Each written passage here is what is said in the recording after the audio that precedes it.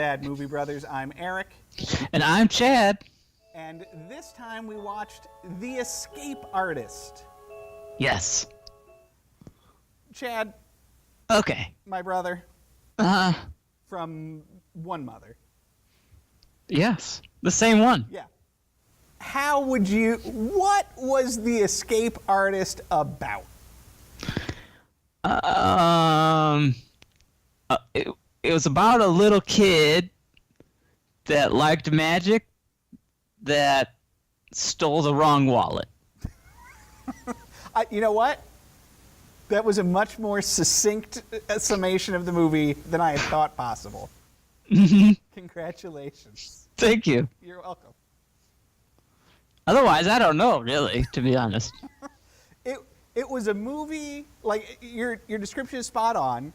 Mm-hmm. I would challenge little kid. I think he was supposed to be, like, 16. Okay. But how old did he look and feel to you? And that's an excellent... You see, that's the thing about The Escape Artist, is I have approximately 1,000 questions about this movie. And that is just the tip of the iceberg. Because, yeah, he's very baby-faced. Yeah, in my mind, he's not even 13 years old. And I believe that. But then he has a weird kind of relationship with Dottie from Pee-wee's Big Adventure. Uh-huh. For all of about 2 seconds of the movie. Yeah, that was weird. Yeah. I looking back on the movie and the story, it should have been about the ant, right? Okay.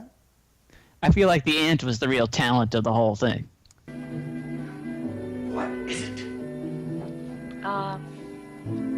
Green pill box. Well, so not only does our boy hero enjoy magic, Sure. his dad is for sure dead.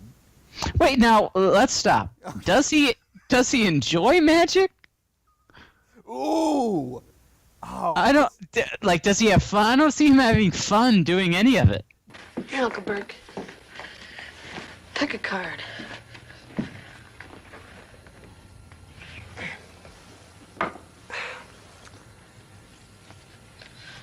Okay, look at it. Mm-hmm. Put it back. You sure you saw it? I am sick of those pick-a-card tricks. The house of cards has already tumbled. Yeah, no, you're right. Because I suppose my biggest complaint about this movie is that it is no fun whatsoever. Right. And a movie called The Escape Artist about a young magician. Yep. And released in the 1980s. Uh-huh. Seems like it had ought to be a hoot and a half. Yeah, some pranks involved, some chicanery. And yet this movie could not be more dour at every moment. Miserable. Woof. Like it should have been Blank Check, but about magic, and it wasn't. Right. Or Goonies, but with magic. Or whatever. Yeah. But no, it was like, I'm not sure... Okay, The Prestige is a more fun movie about magic than The Escape Artist, and a lot of dudes die in The Prestige. Yeah, you know what? The Escape Artist is really a hard look at mental health issues. You're not wrong. You're not wrong. Concerning for the mid-'80s to go that deep on what appears to be a very sick individual. Very much so. This kid has problems. Mm-hmm. But I suppose we should try and give some structure to the movie. Okay. So the movie starts. It starts with a flash forward to about, I don't know, an hour and 10 minutes into the rest of the movie. Right. To a premise that doesn't make any sense to begin with. Exactly, because our child hero goes into a newspaper artist and makes, or newspaper office, rather. But they're artists. Yeah. You're right. Right. He goes see his local newspaper artist, and he makes the old Houdini bet of you lock me up in the jail, leave me alone for an hour, and I'll get out. I'd like to issue a formal challenge to the police department. Yeah? I'd like to be locked up in a solitary cell, chained and handcuffed, no guard, and I'll set myself free within an hour. And immediately I was struck by this movie because the newspaper guy's just like, all right. Yeah, no problem. Sounds good. No problem. In fact, we'll put you in a jail cell without your clothes on, and we'll cuff you, and you're a little kid that's not even 13 years old. Right, right. In a scene that would not fly today. But wherein also the chief of police is also in for this. Yeah. Well, so when we actually get to this scene again It makes later a little on, more sense. yeah, he becomes an actual person, but Yeah. up until that point, I was like, what? Why would you ever do this to a young child? Well, and the note I wrote down is, can you imagine if when we were boys, if we had walked into the BS New Carlisle newspaper office Or jail, for that matter. Or jail. and said to them, you lock us up, we'll get out of the jail. Mm-hmm. There is zero chance, even in New Carlisle, a town with roughly 3 police officers, Yep. that they would have walked us over to the jail and done the whole thing. Right. Right. And you know what's super confusing is it didn't make sense when we got the flash forward of what was happening with the bet to get out of the jail. It also didn't make sense to me when we caught up to that point in the story why he was betting to get it out of the jail. I still don't understand it. And we'll get there, but definitely when we got to that point in the movie where that's all supposed to make sense, it did not. No, they might as well just made this a 10-minute movie where we just skipped the rest of it. I wish they would have. Ugh. Continue. So from that point, now we flash back to more or less the kid arriving whatever burg town this is. I don't know. Because he has decided he's going to try and stay with his aunt and uncle, who also have a magic act. Yes. His father, we should point out, having died in a water torture chamber device some unknown number of years beforehand. Maybe. Or At the this go point ahead. in the movie, and for the next hour 10 solid, that is gospel. And his name is Harry Masters. That's right. And is that a real person? Do we know? Is that no? Okay. It is not. It is not. I didn't know. But I'll blow your mind a little bit. Oh, okay. When we eventually see the dad in flashback, Yeah. he is being played by Harry Anderson Okay. of Night Court and that Dave Barry show. A very young person. Very young Harry and real life magician. Oh, well, aren't we all?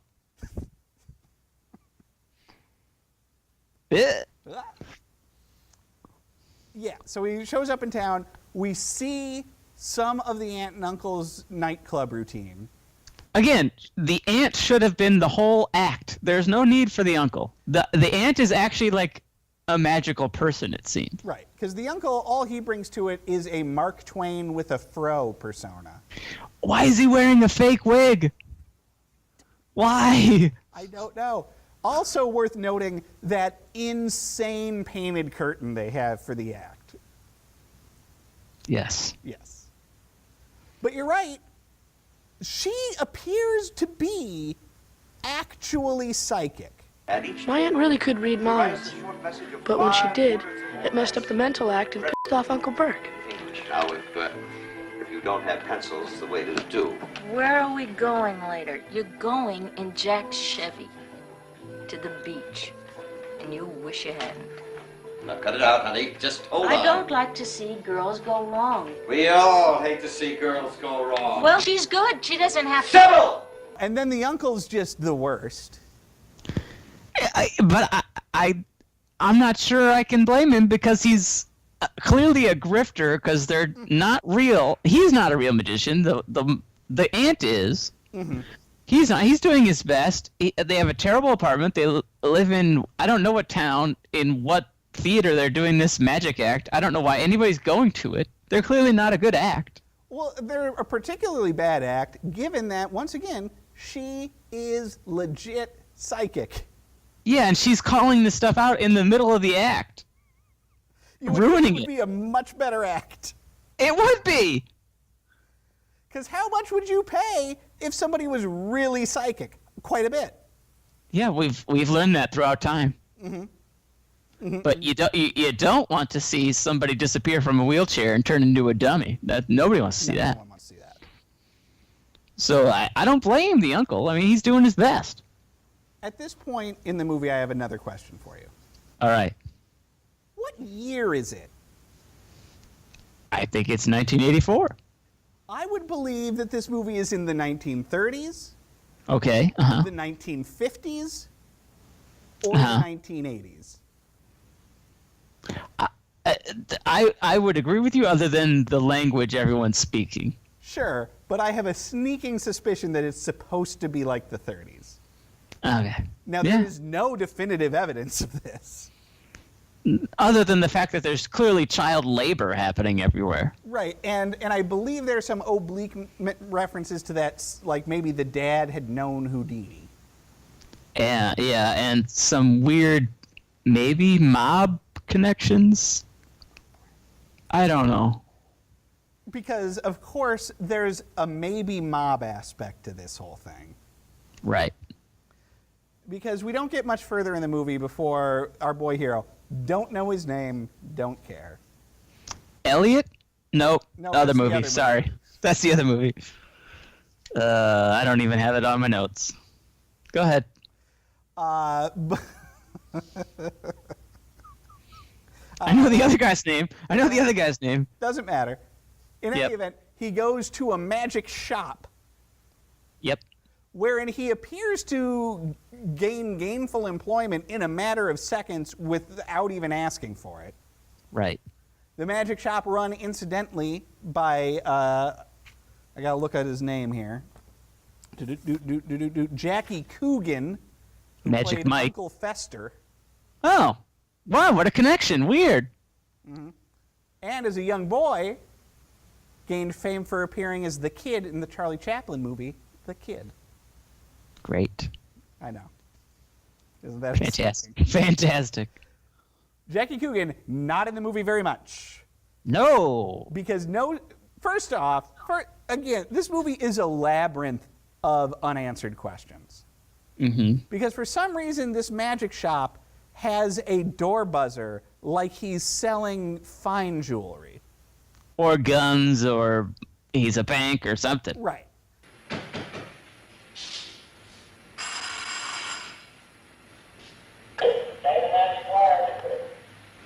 How's that? Say the magic word. I don't know the magic word. And the kid has to buzz to get in, fine, whatever. But then a scoundrel shows up. Well, now, wait a second. He's got the door buzzer. Yeah. But he gives you the password immediately. Right. Which I'm willing to see as like a cute thing he does for kids or whatever. Okay. I'm willing to buy that. But then when an actual bad dude shows up, he can see it's the bad dude, which he then runs to the back room and tells the kid to deal with the legit bad guy. Right. And still buzzes him in. Yeah, of course. You got that. Got to get that money. What do you got the buzzer for, pal? I don't know. So, yeah, I know. So the person who comes in is the sole shining light of this movie. Thank goodness. Well, I wouldn't say sole shining light. The predominant. His girlfriend is pretty great. Well, and we'll talk about her, too. Okay. M. Bison himself. Yeah, oh my. Raul Julia. Yeah, I'd like some ice cubes with flies in them. Well, how many you want? I'll take 6 dozen. I got a check. These things are all right. I'll put them in my father's drinks. He'll go crazy. Oh, Stu, he's such a jokester. Connected to the magic store owner by a certain movie called The Addams Family. That is correct. Which Jackie Coogan was not in. Sure. But yeah, Raul, he's a delight in this movie. Every time he's on screen, the movie comes to life. He's zany. He is apparently a sub-mafioso who maybe has mental problems. Clearly, very clearly. Oh, I didn't feel like it was clear. Okay, we'll get to it. All right. Like they kind of say he does. Yeah. His girlfriend. Crazy like a fox. There you go. His girlfriend, one Ms. Teri Garr. Yep. Wonderful to see her. Mm-hmm. She's great. She steals every scene she's in. Although not in it near enough. No.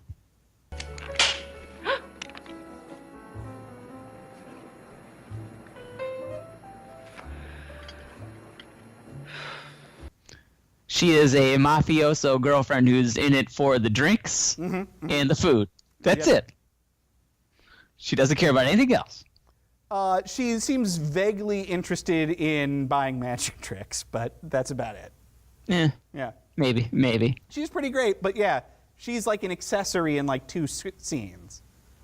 Which is insane because it's Teri Garr. Yeah. Why did they go to the trouble to hire her if they're barely going to have her in the movie?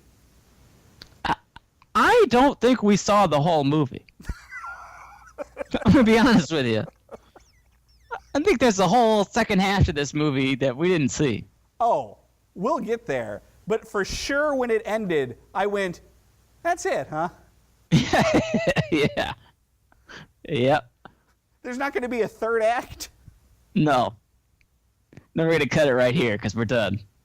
The movie definitely ends at a point where it's kind of like, it feels like the movie just went, I've wasted enough of your time.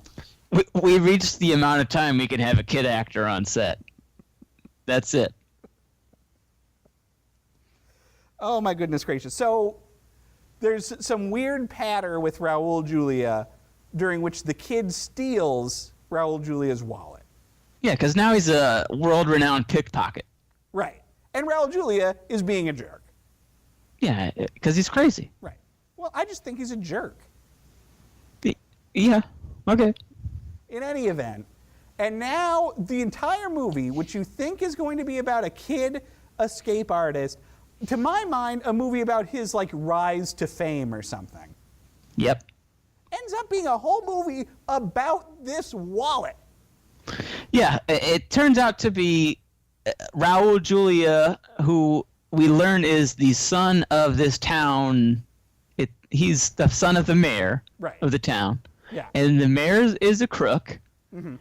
And this wallet is full of $100 bills that he got through less than clean means. And are maybe counterfeit? And for some reason, the FBI would care about this. Right. And Raul Julia had stolen the wallet from his father to begin with. Correct. Right. So that implies that the mayor was walking around with a wallet stuffed with hundreds that he couldn't spend anyway. Yes. At most, it's like $3,000, and I mean, who cares? Move on. Yeah. If you're a crook, you got plenty more. Well, and should this kid be apprehended with the cash, who are they going to believe? Some drifter magic kid or the mayor? They're clearly afraid that they're going to believe the kid. Because even if they discover the wallet, it seems like a he said about where the money in the wallet came from. Well, even if he turns the wallet in, they're just going to say, okay, and what? Yes.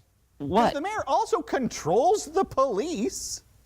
Well, yeah, all we hear is that he's a crook. We don't hear anything that he did and why it's so bad. And that's why we have to keep saying maybe the mob, because at best we can guess that the mayor's involved with the mob. Yeah, we don't get anything. Because there's not that part of the movie that you would expect once it takes this weird turn, where the mayor's super weird that the like Yakuza are going to show up and chop his hand off unless he gets him back their money. Yes. We get no stakes. No stakes to this. No stakes. Now, who, sir, plays the mayor? I don't know. Oh, Mr. Chad. Okay, Grandpa. Who is it? Desi Arnaz. Oh, wow. Mm-hmm. I would have never pulled that out. Well, where's my wallet? Oh, yeah. Sam told me about it. Well, Sam here, he said you told him. That right? Yeah. Oh, well, maybe it was somebody else. I've been talking to a lot of people, you know, how things get around. Nice to see you, Dan. Nice seeing you. Well, I'll tell you what. I don't think I've ever seen him in color. I can't say that I have. Yeah. Certainly not that old. No. This is near the end for Desi. It's got some great hair, though, still. Oh, yeah. I somewhat believed that he and Raul Julia were related. I was willing to buy that. Yeah, that was a good pairing. I very much like the scene where Raul Julia, to get his dad's goat, just starts sitting in his dad's lap. You like insulting me in front of your friend, huh? It makes you real happy to do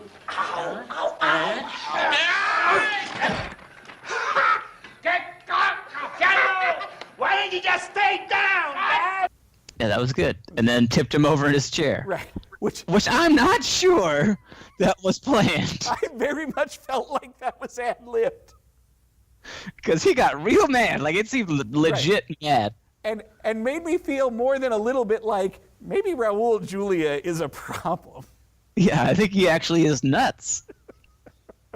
Like, he thinks he's Stu. He thinks he's Stu. So basically, Raul Julia gets chewed out by his dad for stealing the wallet and tasked with recovering it. Right. What little prankery there is in this movie comes when he and some tough guy try to shake the kid down. Yep. And then pretty much then for a while, the movie's about Raul Julia trying to get the wallet back. And then for reasons I did not understand, Raul Julia and the kid team up.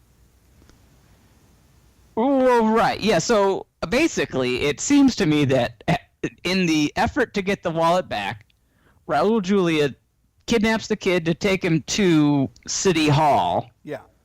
To show his dad and everybody else that, I guess, hey, this kid's actually the person that has the wallet. Right. In a real 80s cartoon episode, kind of, it's the kid! Yeah, and so the kid ends up feeling bad for him because he sees how terrible their relationship is. I guess. That's all I got. I felt like after that scene that I had fallen asleep. Yeah. Because all of a sudden then, he and Raul Julia are palling around, and I'm like, what? It had the best quote in the whole movie when they first walk into City Hall. Yeah. Raul Julia turns to the kid and goes, "Oh, it smells like voters in here." Smells like voters in here. He then follows that up by telling like a security guard that the kid's like a pro football player or something. I'd like you to meet Freddie Jones. He's the best left-handed high school quarterback this state's ever produced. Pleased to meet you. Nice to meet you. Yeah, he's a pro football player, and then another person he told another line to. So by the time they get to the dad's like, "Oh, is this the pro football player and this other thing and whatever else?" Water commissioner told me that you were touting some football player. Football player? And then he's like, Lucy. Yeah. Oh, Lucy. Where's the chocolate, Lucy? While all of this is going on, they're maintaining a subplot where, as we said, the kid meets Dottie from Pee-wee, who works in a restaurant. But like 2 years earlier than Dottie. Yeah. With a terrific haircut. Yeah, great. She Perfect. has maybe the most amount of hair I've ever seen on a person. Sure. And convinces her to be his magic sidekick. Yeah. So once again, this is a part of the movie where I'm like, I'm convinced, all right, well then this is what this movie's about now. Yeah. And again, she looks like she's 10 years old. A little bit. and she's working full time in a diner as a waitress bartender. Right. And he tells her that and she's like, so what are we going to do with this magic act? He's like, I don't know, cut you in half. Yeah, whatever. Kid, who's going to be the legs? Ooh, he didn't think that through. And you got to be careful, because once they're in that box together, they're going to talk. The legs are going to talk. It's an illusion. That's right. And then Dottie ends up only coming back for like 2 scenes, because like then there's a weird scene where the kid steals a tuxedo. Yes, he must steal things. He steals a tuxedo, and then he shows up at the diner. Yep. And then he takes her back to the aunt and uncle's house, I guess. Yeah, like the garage, warehouse, barn. Yeah. Where for some reason, the aunt and uncle are holding on to the water torture chamber. Yeah, the deadly water torture chamber. Why? Well, okay, hey, you know what? Hang on to it. You might use it again with somebody that can figure it out. Why is it wide open and full of water?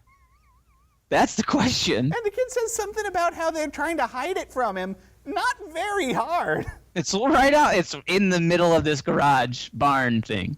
And also, the uncle says many times that they are hard up for cash. Sell that stuff. I'll tell you how you can get some cash, pal. Yeah. I'll bet you one of them chambers ain't cheap. Stop spending the bills for filling that thing up with water all the time, because that water is clear and ready to go. Right. Plus, that's a water chamber that somebody died in. You can get some extra cash on the black market for that sucker. Yeah, I'm sure. Some weirdos who will buy that. I'm sure. So then, and this is to me maybe the keystone scene of the movie. Okay. Because this whole time, we already talked about how dour it is. This movie has a real tone problem. Okay. Where it is a much more depressing movie than you would ever think or want it to be. Mm-hmm. That is best embodied by the kid deciding to do the water torture chamber. And, for nobody. For nobody. Well, for Dottie. Great. And almost dying. Yeah.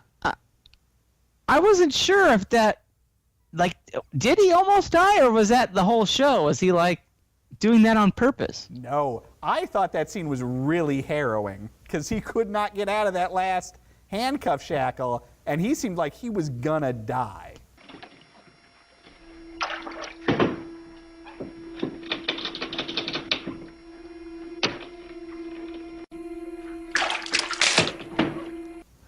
And the whole time I was like, oh, all right, am I so what?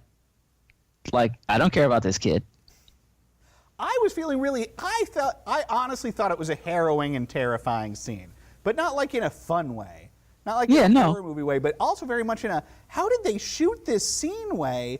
Because they hold the shot of the kid underwater for a really long time. And at the end of the day, this is a young actor. That they very young. Water torture chamber. That doesn't seem like different it's safe. times. Different times. Very different times. Well, so harrowing, terrifying scene, right? Yeah. Eventually, the uncle saves him. Right. And then that's it. But that's it. Yeah. Then no one cares. Everyone's like, all right, whatever. Listen, honey, why don't you stop trying to escape? Let's try doing something normal. Saved him. Maybe, whatever.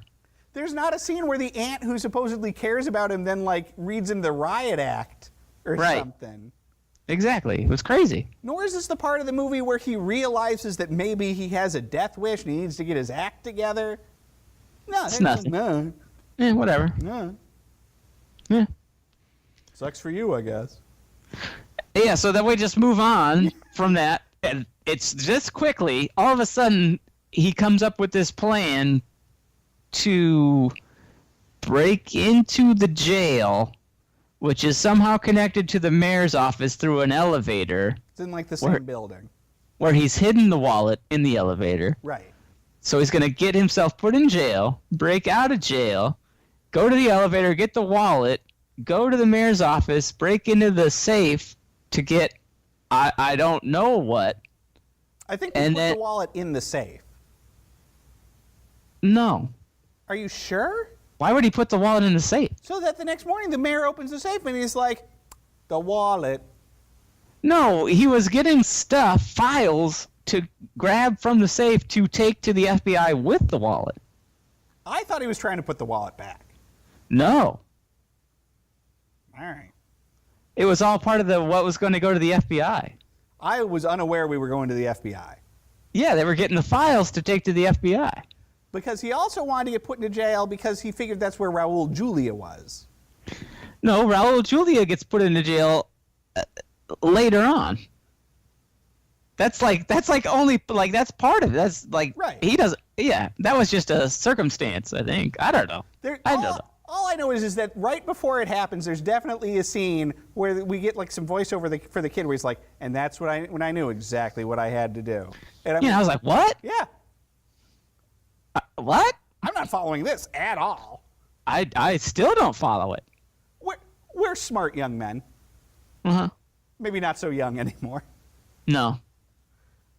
No idea. How much training would you believe it would take for this kid to be able to break out of this jail in the handcuffs and into the safe? There's no way a child of 13 at best could do this stuff. Nor do we ever see him really practicing. Like, he just shows up and like occasionally joylessly does a magic trick. Yeah, like the way he breaks into the safe is the most technical way I've ever seen anybody break into a safe, and I don't understand it because he just drew a whole bunch of dots in a notebook that I don't know what that is. I don't either, but I'll tell you what, that might have been my favorite part of the movie. Yeah, it was, but there's no way a kid knows how to do that, whatever that is. But anytime you see like somebody like in a heist movie or something doing something technical like that, that's always really exciting to me. But usually there's also some explanation of what in the heck they're doing. Well, yeah, because earlier he breaks into Raul Julia's safe. Right, which Raul Julia is delighted by. And we see how he does it. He just finds the code. Mm-hmm. He finds the safe code. Mm-hmm.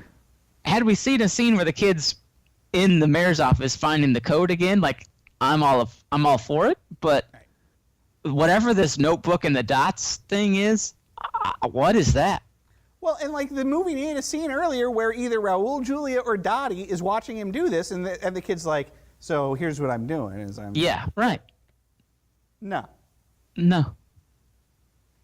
So eventually he just breaks out of the jail cell. Right. And with the help of a bunch of criminals who just happen to notice him trying to escape and are like, "I'm going to help with this." Yeah, I got to tell you, I would think they would all hate that kid and like destroy him. To be honest. And again, like I'm willing to believe that they think it's fun to help or whatever, but give me something. Yeah, set that up earlier in the movie where they're all like reading the newspaper and like, oh man, we're for this kid. We're going to help this kid out, whatever. Or we see the kid hanging out with the shiftier elements of town in like a fun way or something like that. Yeah, something. None of that. Yeah, I don't know. Anyway, regardless, he pulls the whole thing off, kind of, I guess, whatever. While flashing back to when his dad was possibly in the jail and getting shot and killed? That's right.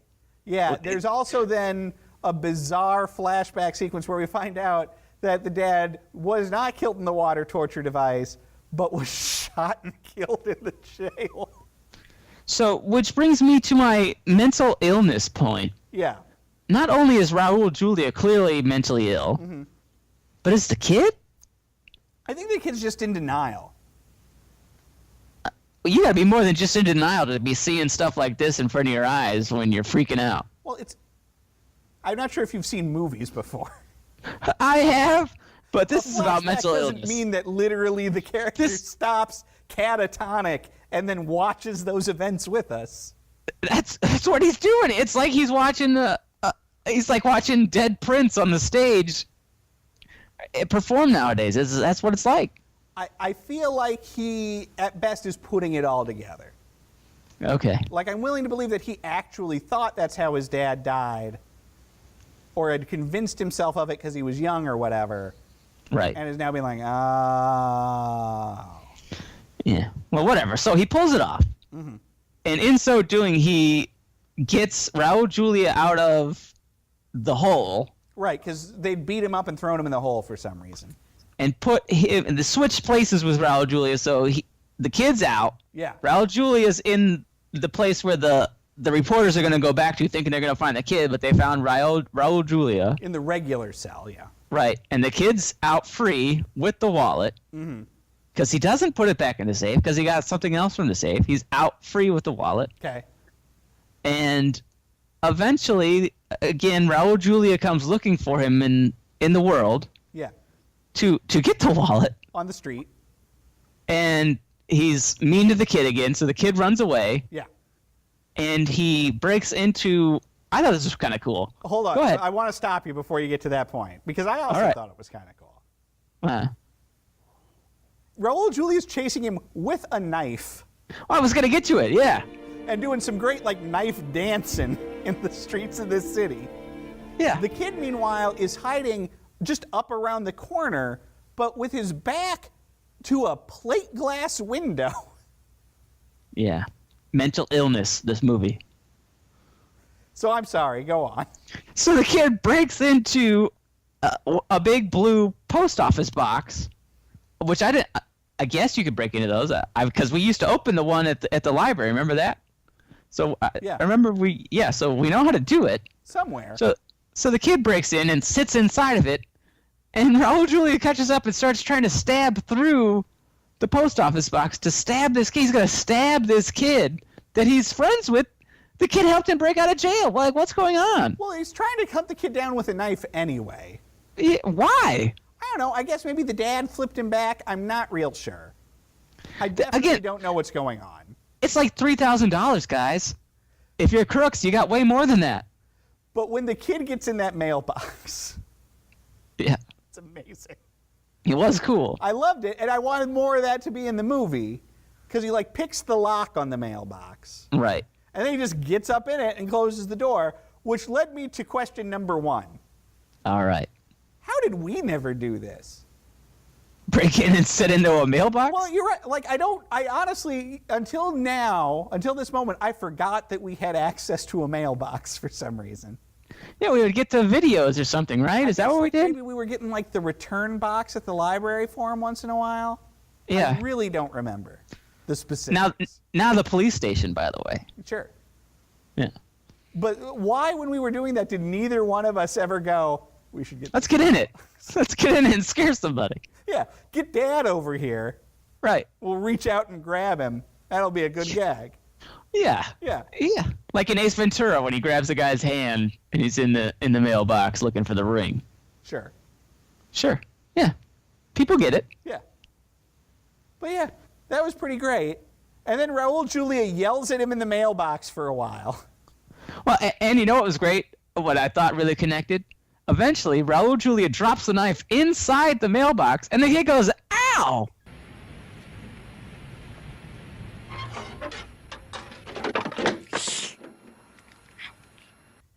Good. Yes, it would hurt. Yeah. I think the Thank noise you. that should have been made was thunk.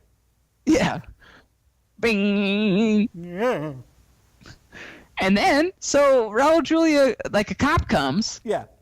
And Raul Julia's like, there's a kid in there. I want the kid. Give me the kid. And the cop's like, okay, buddy, whatever you say, because they all know he's crazy. Right. And like, and obviously, that's what this movie needed more of, was this kid pranking adults. Yeah. Yeah, and the cop takes him away, and the kid walks out of the okay. Kid stays in that mailbox all night. Yeah, until morning. Yeah. Why didn't he get out of the mailbox much sooner?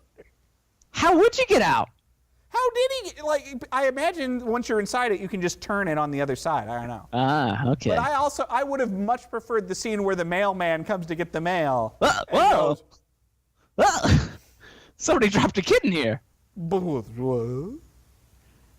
anyway, the kid walks out and then just walks away.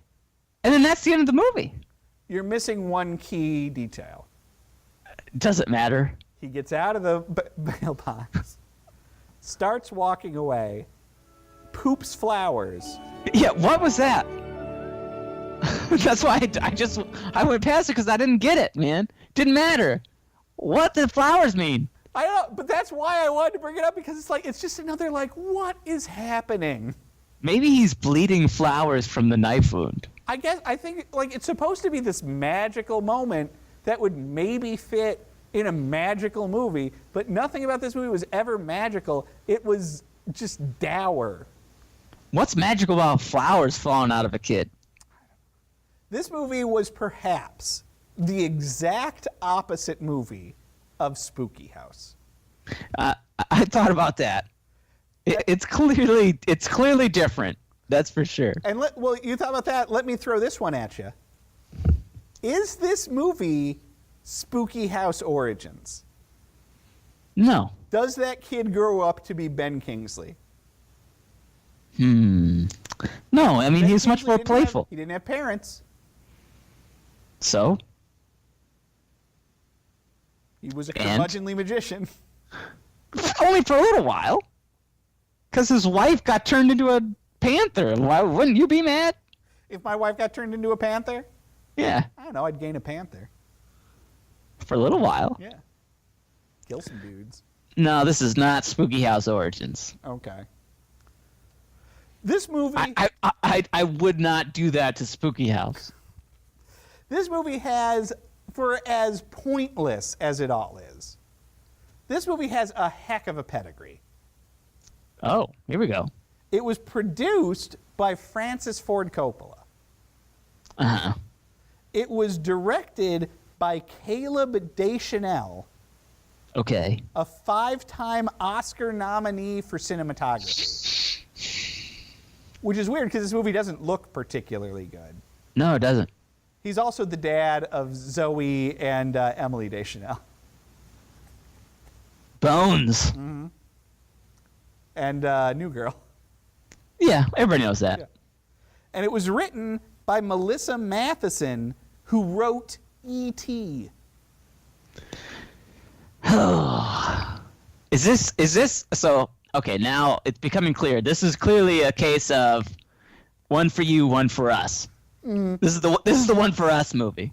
It is. This is definitely a passion project for people. And there's a lot of talent behind the camera. There's a lot of talent. There's a lot of name actors in this movie. And yet it just lays there. Yeah, this is a real bad one. I'm glancing at my notes. I'm looking to see if I have anything else to bring up. So, yeah. If you're gonna put this into the rankings, here we go.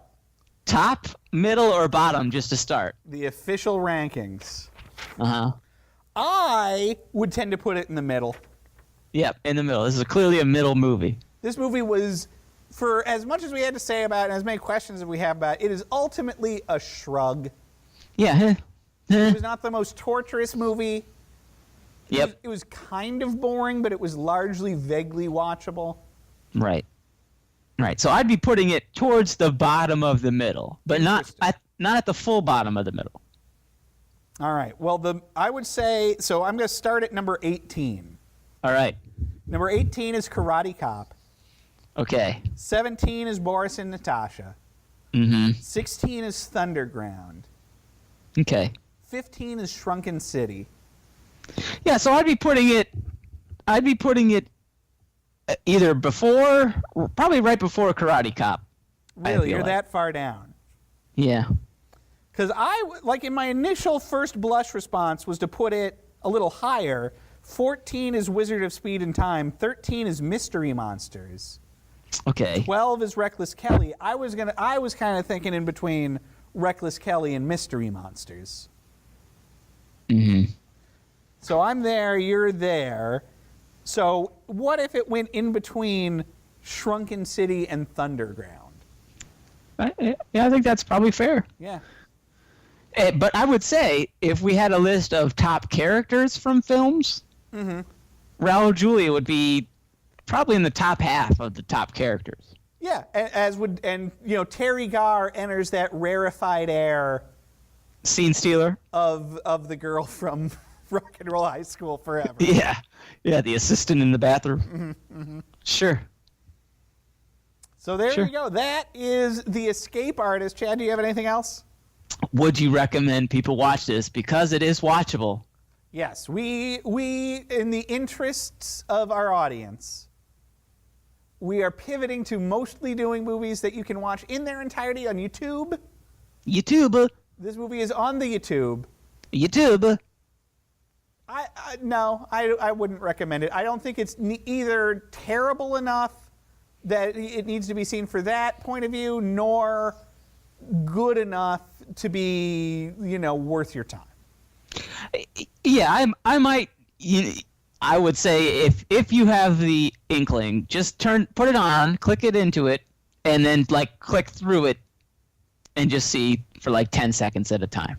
I would say that if you watch this review with the clips of the movie that I've put into it, yeah, you'll be fine. What you need to see. You'll be fine. Yeah. You'll be fine. You're right. All right, well, that will do it for this episode of Bad Movie Brothers. We'll see you next time. Bye-bye. Bye.